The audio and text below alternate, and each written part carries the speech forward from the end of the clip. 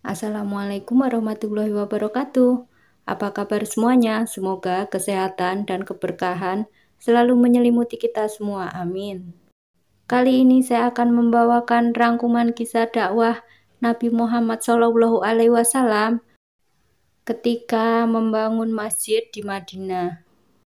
Sebelum saya mulai, saya ucapkan terima kasih kepada semuanya karena sudah klik channel ini. Langsung saja, check it out. Pembangunan Masjid Nabawi menjadi langkah pertama yang dilakukan Rasulullah setiba di Madinah. Sebagai negara yang dibangun dengan pondasi keberkahan. Untuk mewujudkan hal tersebut, kaum Muhajirin dan kaum Ansor, mereka semua akur dan bahu-membahu dalam pembangunan masjid.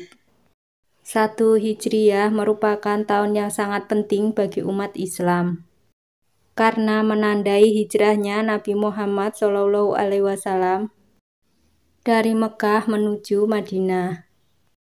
Setelah peristiwa ini, maka setiap pergantian tahun dinamai dengan nama Hijriah.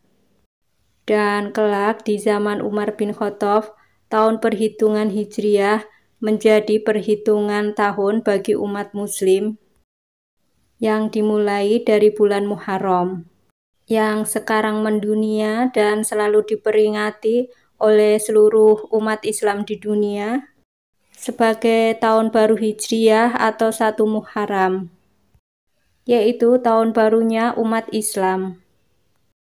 Sebelum adanya Masjid Nabawi, Rasulullah sholat di mana saja. Yang penting bersih dan tidak ada najis. Yang penting sah digunakan untuk menjadi tempat sholat. Bahkan Rasulullah pernah sholat di samping kandang kambing. Sebagaimana disebutkan dalam hadis sahih yang diriwayatkan Abu Daud nomor 184. Rasulullah pernah bersabda, "Silahkan sholat di kandang kambing karena di sana mendatangkan ketenangan." Setelah beberapa hari tinggal di Madinah, Rasulullah berkeinginan untuk membangun sebuah masjid yang memiliki banyak fungsi, yang fungsinya bukan hanya sebagai tempat sholat saja, namun juga sebagai pusat dakwah umat Islam dan berbagai kegiatan yang lainnya. Dan atas petunjuk dari Allah Subhanahu wa Ta'ala, unta yang ditunggangi oleh Rasulullah menunjukkan tempat berdirinya Masjid Nabawi. Unta tersebut berhenti tepat di pekarangan Abu Ayyub. Kemudian Rasulullah pun mencari pemilik tanah yang akan dibangun untuk Masjid Nabawi. Ternyata tanah tersebut milik Suhail dan Sahil, 2 anak yatim yang diasuh oleh As'ad bin Zurarah. Kemudian Rasulullah pun bertanya, "Apakah kalian semua akan menjual tanah ini? Aku akan membelinya karena untuk pembangunan masjid." Kemudian kedua orang anak itu pun berkata, "Wahai Rasul, engkau tidak perlu membelinya karena kami akan memberikannya." Namun Rasulullah menolaknya karena Rasulullah ingin beramal dengan harta yang dia miliki. Dan Rasulullah pun berkata dengan sangat sopan dan berhati-hati, "Maaf sekali ya, kali ini saya tidak bisa menerima hadiah dari kalian semua." Setelah kesepakatan harga pun terjadi, akhirnya tanah milik Suhail dan Sahil resmi dibeli oleh Rasulullah. Sebelumnya tanah tersebut digunakan untuk mengeringkan kurma. Keesokan harinya Rasulullah mulai membangun Masjid Nabawi tersebut, menebang pohon kurma dan meratakan tanahnya, lalu memindahkan kuburan tua milik kaum musyrikin yang terletak di lokasi pembangunan masjid. Selama proses pembangunan, Rasulullah turun langsung ke lapangan. Beliau mengangkat bebatuan yang dijadikan pondasi masjid. Para sahabat yang melihat pekerjaan Rasulullah ini langsung menghentikannya. Namun Rasulullah tetap bersikeras untuk membantu pembangunan masjid tersebut. Dari kejauhan ada beberapa pekerja yang sangat lesu dan kurang bersemangat dalam pembangunan Masjid Nabawi.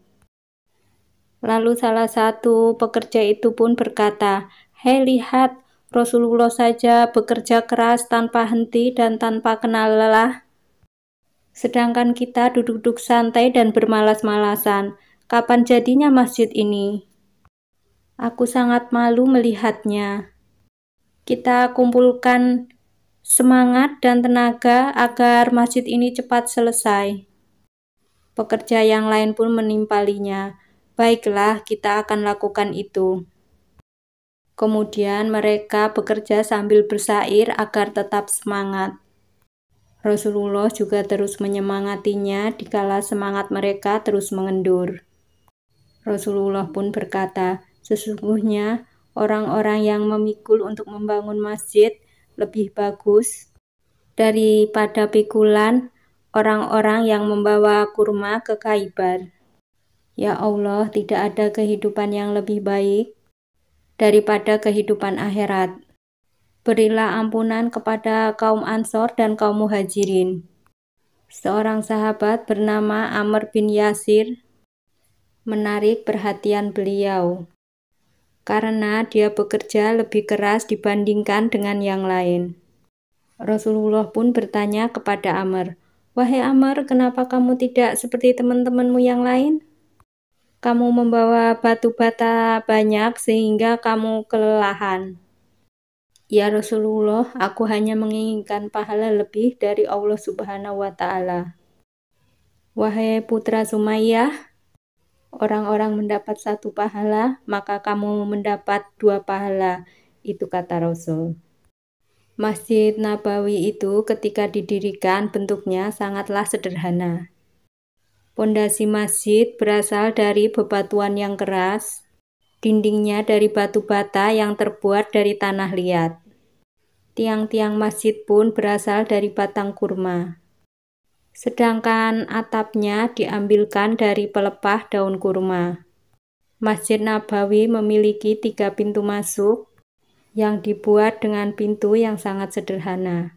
Pintu yang sering dimasuki Rasulullah adalah pintu yang dari arah timur, atau disebut juga bab Utsman atau bab An-Nabi. Sedangkan pintu di sebelah barat dinamai bab Atika. Pintu ketiga yang di sebelah selatan dinamai bab Umar.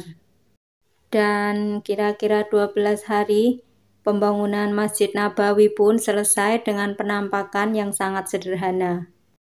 Masjid ini juga belum dipasang lantai. Jadi kaum muslimin sholat dengan beralaskan tanah. Bahkan pintu masjid pun dibuat dengan sangat sederhana. Tidak semua kaum muhajirin bisa membangun rumah di Madinah, karena harta yang mereka miliki sudah dirampas oleh kaum kafir Quraisy sewaktu mereka berhijrah ke Madinah. Oleh karena itu, sebagian kaum muhajirin tinggal di serambi Masjid An-Nabawi. Mereka disebut sebagai Ahlu Suffa, atau orang yang tidak memiliki rumah. Rasulullah sangat memperhatikan kesejahteraan kaum muhajirin, karena tidak mudah bagi mereka untuk menyesuaikan tempat yang baru. Apalagi mayoritas penduduk Mekah adalah pedagang, bukan seorang petani, seperti penduduk Madinah. Inilah tugas Rasulullah, membantu kaum Suffah dibantu sahabat lainnya.